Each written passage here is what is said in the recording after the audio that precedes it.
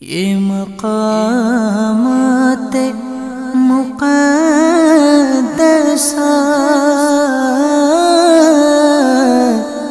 ये मक़ामात मुक़द्दसा अल्लाह वालों से है जो वाबस्ता,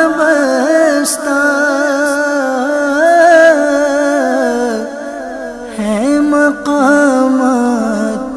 मुक़द्दसा। आज हम उस अजीम हस्ती की बारगाह में हाजिर हैं।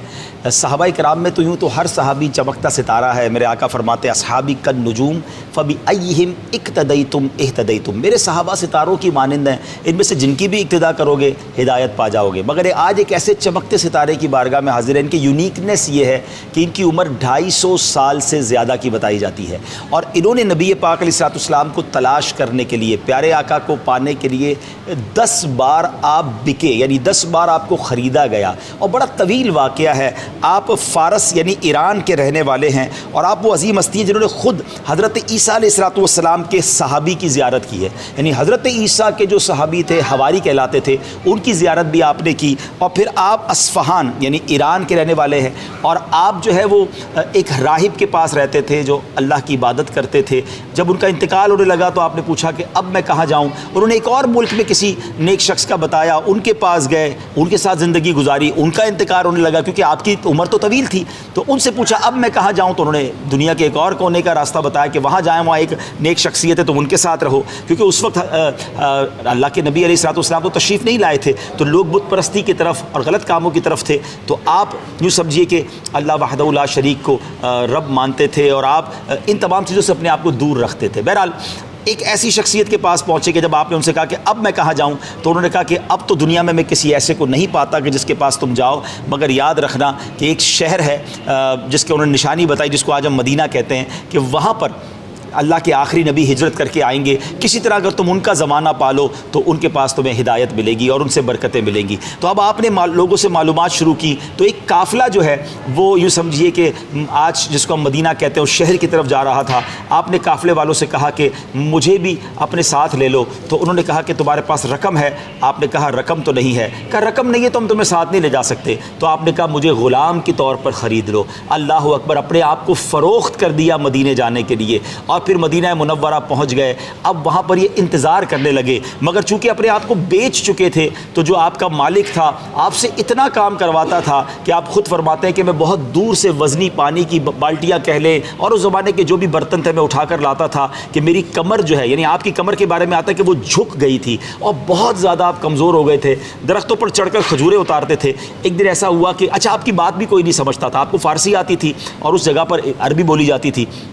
आप कहते हैं मैं किसी से बात करता, मुझे कोई जवाब भी नहीं देता था। फिर एक ख़ातून वहाँ से गुज़री जो आपकी ज़बान समझती थी। तो आपने उनसे पूछा कि क्या यहाँ पर कोई ऐसी नई चीज़ हुई है, कोई ऐसी शख्सियत है जो यहाँ पर तशरीफ़ लाए हैं। तो उन्होंने बताया कि हाँ, मक्के से हिजरत करके एक अजीम हस्ती यहाँ पर आई हैं, अल्लाह का अपने आप को नबी बताते हैं। आप बहुत खुश हो गए। अच्छा, जिस राहिब ने आपको अल्लाह के आखिरी नबी की निशानियाँ बताई थी, 3 निशानियाँ बताई थी कि जब उनको सदका पेश किया जाएगा वो तनावुल नहीं फरमाएंगे, हदिया दिया जाएगा तो उसे खा लेंगे, और तीसरी उनकी दोनों कांधों के दरमियान अंडे, कबूतर के अंडे की तरह एक मोहरे नबूवत होगी। ये 3 निशानियां थी। बहरहाल पहले दिन वो प्यारे आका अलैहिस्सलाम की बारगाह में पहुंचे और प्यारे आका अलैहिस्सलाम को खजूर की टोकरी पेश की और अर्ज़ किया हुज़ूर ये सदका है। तो प्यारे आका ने सहाबा को दिया, खुद नहीं खाया।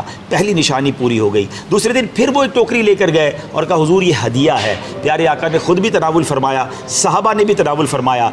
2 निशानियाँ देख लीं। अब तीसरी निशानी देखनी थी। नबी पाक 2 चादरों में मलबूस थे। हज़रत सलमान कभी दाईं जाते कभी बाईं जाते कि हवा चले और कांधा खाली हो जाए और मैं मोहरे नबूवत देख लूँ।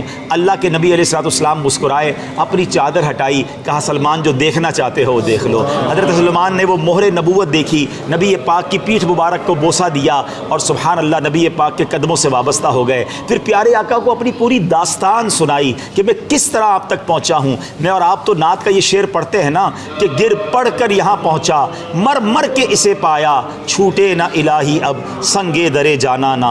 मगर हज़रत सलमान पहुँचे इस तरीके से, और फिर नबी पाक ने फ़ारस के रहने वाले, ईरान के रहने वाले सहाबी को अपना अहले बैत करार दे दिया। सारी दुनिया में जो आपकी इज़्ज़त है, सुबहान अल्लाह के आपको आज भी किताबों में अहले बैत में गिना जाता है। आप अरबी नहीं हैं, नबी पाक के ख़ानदान से नहीं हैं, मगर ज़बान मुस्तफ़ा से निकला तो अब आप अहले बैत में शामिल हो गए। और सुबहान अल्लाह, हज़रत सलमान के बारे में नबी पाक फरमाते हैं कि जन्नत 4 लोगों की मुश्ताक है। अब ज़रा सोचिए कि जन्नत जाने के हम सब तमन्नाई हैं, हम सब मुश्ताक हैं, मगर वो कैसी हस्तियां हैं जिनके लिए जन्नत मुश्ताक है। अल्लाह के नबी फरमाते मेरे 4 सहाबा हैं जिनके लिए जन्नत मुश्ताक है, हज़रत अली, हज़रत अम्मार बिन यासिर, हज़रत सलमान फ़ारसी और मिकदाद बिन अस्वद। अल्लाह अकबर, ये 4 हस्तियां वो हैं जिनकी जन्नत मुश्ताक है। एक और जगह नबी पाक फरमाते हैं रब अज़्ज़ा वजल 4 लोगों से मोहब्बत फरमाता है, अल्लाह मोहब्बत फरमाता है, और वो 4 कौन हैं?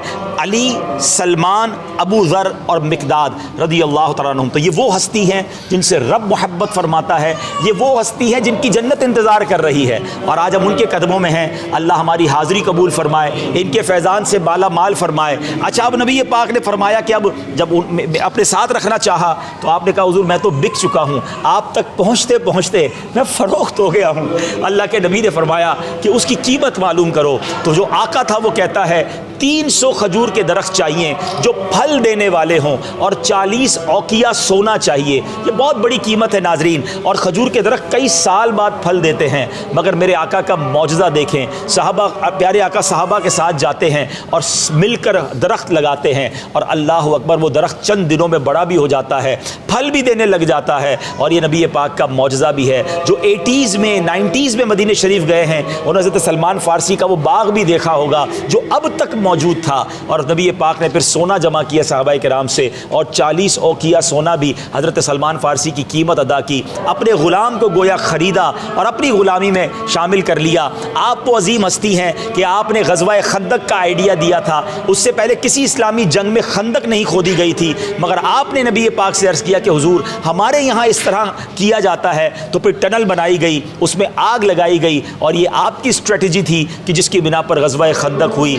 अल्लाह अकबर। और ग़ज़वा खंदक पर मदीना पाक में जाएँ तो आज भी मस्जिद सलमान फ़ारसी मौजूद है जहाँ पर आपका खैमा लगता था, और आज हम हकीकी तौर पर हज़रत सलमान फ़ारसी के कदमों में मौजूद हैं। अल्लाह के नबी ने इनको अहले बैत में शामिल किया। हम अल्लाह के नबी की बारगाह में अर्ज़ करते हैं कि हमें अपने ग़ुलामों में शामिल फरमा लें, क्योंकि मेरे आका की ज़बान से जो निकलता है वो हो जाता है। अल्लाह नबी पाक की सच्ची ग़ुलामी अता फ़रमाए, सैयदना सलमान फ़ारसी के फैज़ान से हम सबको माला माल फरमाए। अच्छा, यहाँ एक और बात सीखनी है। इन्होंने सैकड़ों साल कोशिश की, इन्होंने अपने आप को फ़रोख्त किया तो इनको ईमान मिला, नबी पाक मिले, उनकी ग़ुलामी मिली। अब दुनिया भर के मुसलमान सोचें, हम तो घर बैठे मुसलमान बन गए हैं। हमें इस्लाम की कदर करनी है, अपने ईमान की कदर करनी है। हमें तो कोई स्ट्रगल नहीं करनी पड़ी, बैठे बिठाए मुसलमान अल्लाह ने बना दिया। तो अब ऐसे उम्मती बनिए कि हमें देख कर लोग कहे कि उम्मती ऐसा है तो इसके आका कैसे होंगे, उम्मती इतना सच्चा है तो नबी पाक कैसे होंगे, उम्मती ईमानदार है तो उसके नबी कैसे होंगे। सैयदना सलमान फ़ारसी की सीरत सिखा रही है कि जिन्होंने कितनी मेहनत की आका तक पहुँचने में, नबी पाक का दामन थामने में। हमें तो घर बैठे इस्लाम मिला है, तो खुदारा उम्मते मुस्लिमा नबी पाक की उम्मत होने का हक अदा कीजिए। अल्लाह मुझे और आपको अच्छा और सच्चा मुसलमान बनना नसीब फरमाए।